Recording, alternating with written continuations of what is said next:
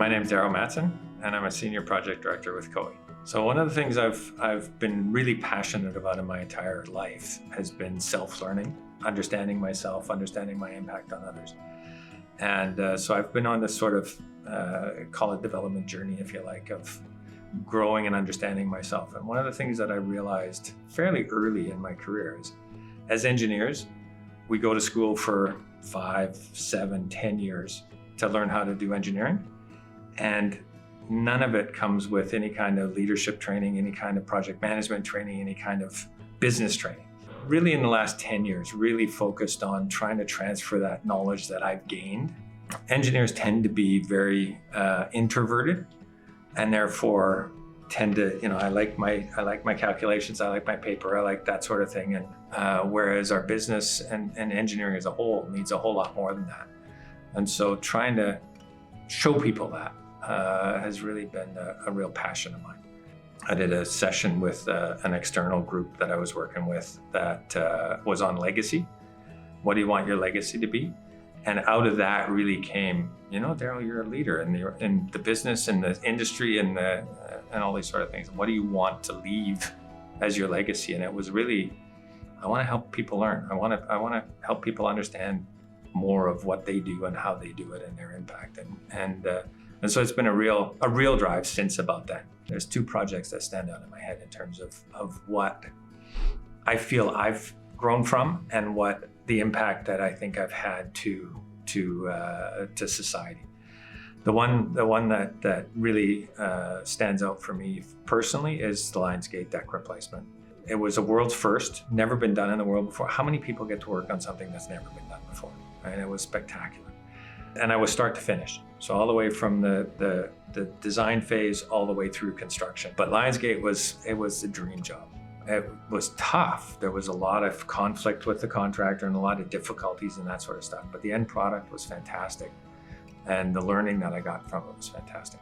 The one that I feel really impacted the society and the public was probably one of the shortest projects I've ever had. And that was the Patello. The south end of the bridge burned, and we had a major problem that we had 80,000 vehicles wanting to use it every day and couldn't. And so we were on the phone instantly a Sunday afternoon with all of our contacts, clients, contractors, suppliers, everything. What have you got? What have you got in your yard that we can use here? And managed to find what SureSpan had just used for the Canada line that fit just about perfectly. We had to modify it a little bit, but fit. Got a contract with them within a day, got a crane delivered down here from Smithers that was big enough to put it into place, had the bridge open in 8 days. So it's amazing. My name is Don Bergman. I'm a senior vice president and project director at COE.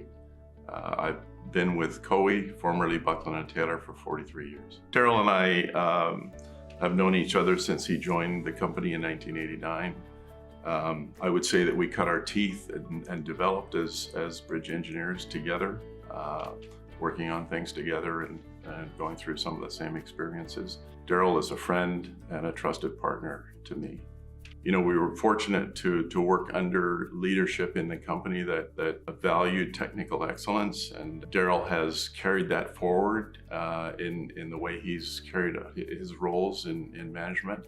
To see his desire to be working with high quality people and doing technically excellent work, that's inspiring to me, and I admire that about Darryl. Darryl, you're first off a wonderful engineer. You've been a consequential leader for our business. And you've been a terrific mentor to others around you. Congratulations, Darryl, on this well-deserved honor. I'm Anne-Marie Langlois. I'm Vice President of Operations for COE in Canada. So Darryl and I first started working together back in 2019 on the George Massey Tunnel Replacement Project, where he was the project manager and I was the deputy project manager. And through that project, I really got to learn from him project management and how to deal with clients and lead a team. And after 4 or 5 years, there's a new project that came in where I was the project manager this time. I took on the next step. And Darryl is the technical lead where he supervised the technical team. And after I took on the role of vice president, then Darryl is also a sounding board where I can ask questions and bring in issues. I mean, the client loves him, that I can tell you. We can bring Darryl to a client meeting and he can talk for like 4 or 5 hours about bridges. And the client is just mesmerized.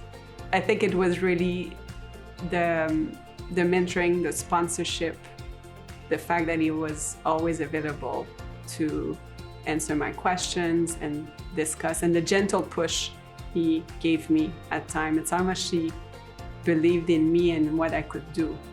And all the trust he had in me actually helped me have confidence in myself and my capabilities and take the next step in my career.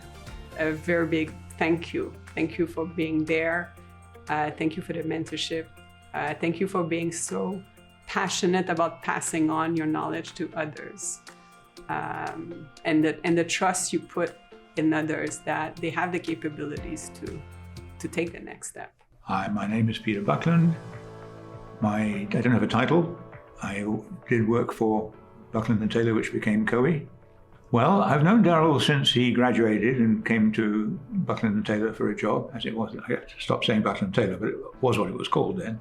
He's bright, he's personable, he's very easy to get along with, and smart as hell, and just a really agreeable guy. So we just enjoyed each other's company, I think, right from the beginning, and it's still there. Well, we worked on a number of projects together, but I think the closeness probably started when we had a commission to upgrade the Golden Gate Bridge for earthquakes, which is why I'm wearing my Golden Gate Bridge tie.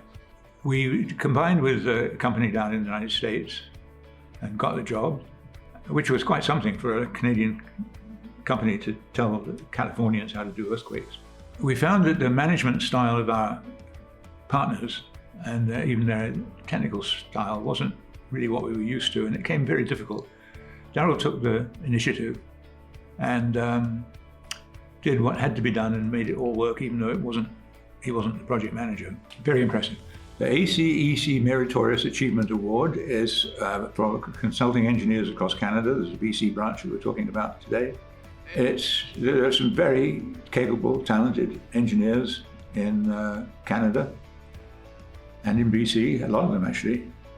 And winning an award is a recognition that somebody appreciates that we've made extra effort.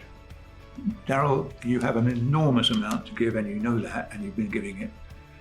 And you stand out in a group of engineers who stand out. I mean, these are not your average people anyway. So I think by far and away the thing I've seen the ACEC bring to our industry in terms of fair procurement practices is quality-based selection. And that's made a huge difference to our industry. It allows us to price our engineering according to what the effort is really needed and do good sound engineering, as opposed to have to constantly squeeze to make a profit as a business, because you're in a business to make a profit, and still get the engineering out. That's been a huge impact. So one of the things I'm really proud of is the work that the ACEC Bridge Subcommittee did to develop the circular about coordinating professional engineers of record and review engineers, and really bringing some clarity to something that was really unclear at the time, as who's responsible for what. And we've been able to take that to our other clients actually, and use it to have a discussion about here's what we think our scope is, and here's what we don't think our scope is actually as well. So the beauty of the ACEC Bridge Subcommittee has been the ability to get consultants from all over BC together, working with the ministry and their bridge staff to be able to deal with issues and problems that either the consultants had or the ministry has had.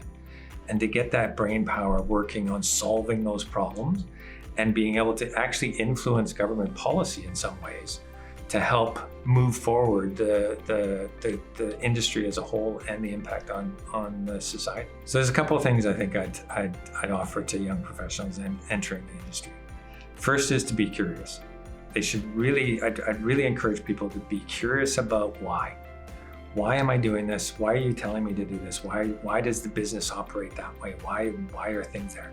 And really understand what you're doing as opposed to just do. I think that's a really important bit. The second bit is wherever you can get training, leadership training particularly, self-awareness training, I encourage you to take any step you can possibly take. ACEC offers leadership training.